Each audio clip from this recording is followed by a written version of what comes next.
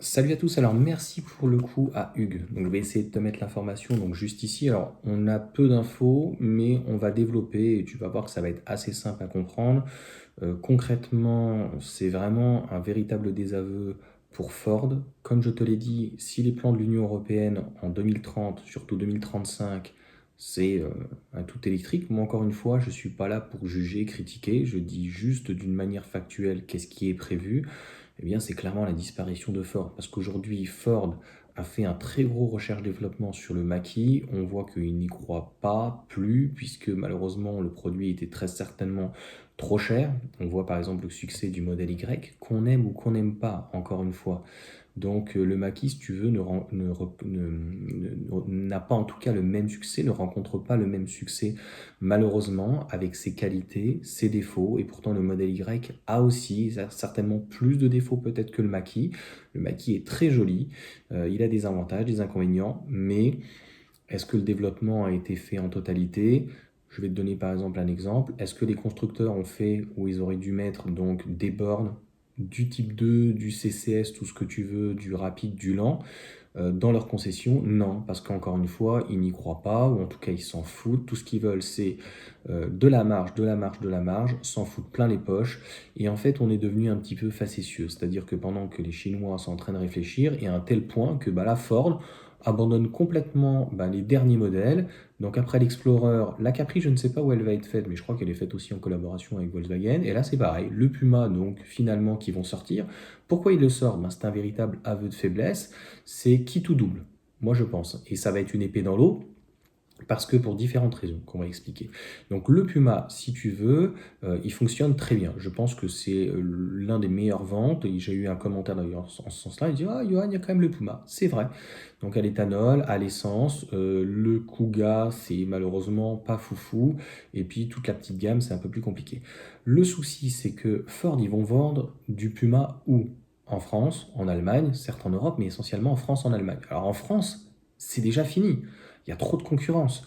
Donc tu as tout le groupe Stellantis avec 2008, enfin, les Peugeot, enfin, plus Renault, alors eux, ils n'ont pas ce type de véhicule comme le Puma, mais tu vas avoir voilà, le i2008, tu vas avoir le Moka, après pareil, Volkswagen, ils n'ont pas trop ce véhicule, et puis tu vas avoir toute la clique donc avec le Jeep, l'Avenger, enfin il y a, je crois, j'avais compté plus là le Alfa Romeo qui arrive, donc le Milano Junior. Donc pour moi, en électrique sur ce segment-là, c'est pas que c'est saturé, hein, mais il y a déjà énormément de concurrence. Donc même si le Puma il marche bien, encore une fois, c'est un aveu de faiblesse puisque c'est Volkswagen en fait qui va apporter bah, tout, hein, qui va apporter le châssis, qui va apporter les moteurs, certainement les batteries. Donc bah, ils vont pas se prendre la tête, hein, ils vont reprendre leur châssis ID3, ID4, ID5 et voilà, essayer de surfer sur une tendance. Mais encore une fois, je pense que déjà de un, c'est une épée dans l'eau, ils arrivent trop tard, et clairement, c'est un véritable aveu de faiblesse en fait de la part de Ford en Europe qui bah, ne sait plus quoi faire et se dit bon bah écoute, le Puma il marche bien, bah écoute, on va essayer de le passer électrique et puis on verra bien. Donc il n'y a pas une réelle conviction, il n'y a pas de recherche-développement, on prend quand même donc une carrosserie d'un Puma et puis on lui met une technologie clairement de Volkswagen. Donc je vois pas comment ça peut fonctionner, sachant que Volkswagen malheureusement a un très bon châssis, a plutôt des bons moteurs et des bonnes batteries.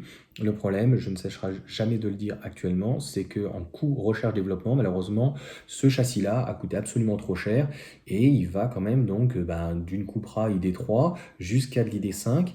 Donc je suis pas sûr que l'ID7 soit le même châssis. Tu pourras me le dire, mais j'ai un doute, c'est un autre développement avec des batteries aussi encore plus grosses. Donc voilà, toute cette recherche en fait développement pour Volkswagen a été assez importante. C'est d'ailleurs les seuls, on va dire, peut-être un peu avec BMW, mais bon, ils faisaient de la propulsion déjà. Enfin, tu me diras, BMW n'a pas fait aussi beaucoup de recherche développement, que ça soit sur le iX1, puis c'est une traction, c'est quand même un comble pour BMW. Et puis pareil pour Mercedes avec le QA, le QB. Et on voit qu'on a un véritable problème en fait avec les Allemands à ce niveau-là, et donc Puma Ford va se retrouver en fait en contact avec ce type de problème qui est ben, la performance, en fait, la production, le coût inhérent, même s'ils font des marges de fou quand même, Eh bien, le coût, comme le maquis, le même problème. Donc, on voit bien par exemple avec l'EQA, EQB, déjà les noms sont nuls, mais entre grossièrement une classe A et une pseudo-classe B, la différence de prix, il n'y en a pratiquement pas, parce que c'est le même châssis, c'est les mêmes batteries, c'est le même moteur. Donc en fait, on voit bien qu'aujourd'hui, c'est les sièges, le volant. Donc en fait, le plus gros du développement, c'est toute la partie techno, comme je viens de le dire. Donc concrètement, ben, on souhaite quand même bon courage à Ford, mais il est certain que ben, si l'Union européenne ne fait pas machine arrière, je vois pas comment Ford en fait, va pouvoir s'en sortir. Aujourd'hui, ils essayent, ben, comme Stellantis le fait par exemple, ou d'autres, c'est voilà, les berlines de monter un petit peu le prix. Même Toyota s'y met avec leur version entre guillemets X, tu vois, d'essayer d'avoir des véhicules un peu typés au crossover. Alors, pareil, les gens qui disent ouais, mais il y en a marre des crossovers, etc. De un, ça plaît. De deux, il y a plus de volume. Et de trois, en fait, les constructeurs, ils en proposent énormément parce que c'est là, en fait, où ils marchent. C'est-à-dire que c'est finalement une citadine classique où ils ont perché un petit peu le véhicule et on a un petit peu pris de l'embonpoint. Donc, si tu veux, pour eux, c'est comme un EQA, un EQB. Ils partent d'une version de base et en fait, ils redéveloppent un petit peu. Ça leur coûte vraiment très peu cher à faire ce genre de choses et ça permet donc de dégager énormément de marge que de devoir redévelopper tout un véhicule comme un cabriolet, un coupé ou quoi que ce soit. Donc voilà en tout cas pour ces informations. Encore une fois, on souhaite bon courage à Ford, mais je pense que ça va être très dur. Déjà l'année prochaine, tu vas voir, ça va être très difficile. Pourquoi? Parce qu'il y a déjà deux choses, c'est que normalement les constructeurs vont devoir intégrer déjà, ne serait-ce que l'année prochaine, c'est pas dans 2035, 20% donc de voitures électriques. Normalement, je crois qu'il va y avoir donc des amendes et c'est même les hybrides et surtout hybrides rechargeables qui vont commencer à être taxés. Donc, encore une fois, euh, l'Union européenne, qu'on aime ou qu'on n'aime pas, si elle fait ça, on ne peut pas dire que ça soit une réelle volonté, en tout cas de dogme. Autant on peut se poser des questions d'un point de vue politique sur tout ce wokisme, sur certaines choses, qu'on peut se poser la question si des fois c'est pas un petit peu une maladie mentale, ou j'ai l'impression qu'on n'essaye pas de voir l'évidence.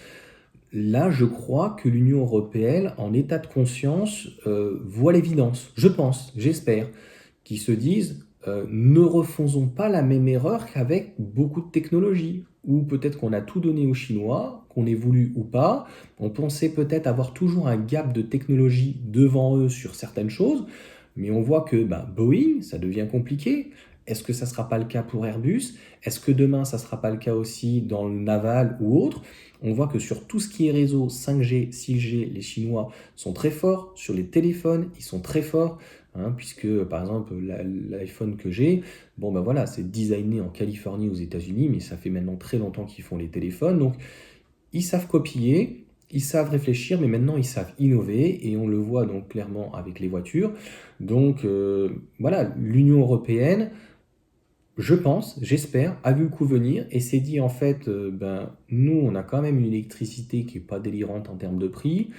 On a des coûts, et puis il y a des coûts environnementaux qui sont assez importants, avec des conflits derrière. Quand même, le pétrole apporte énormément de conflits. Donc, on parle des batteries, du lithium, du nickel, du manganèse, du cobalt ou quoi que ce soit. Mais le pétrole, c'est pas non plus parfait. Ça apporte malheureusement, comme le gaz, énormément de conflits dans le monde. Les 50, 100 dernières années sont très souvent à cause de ça.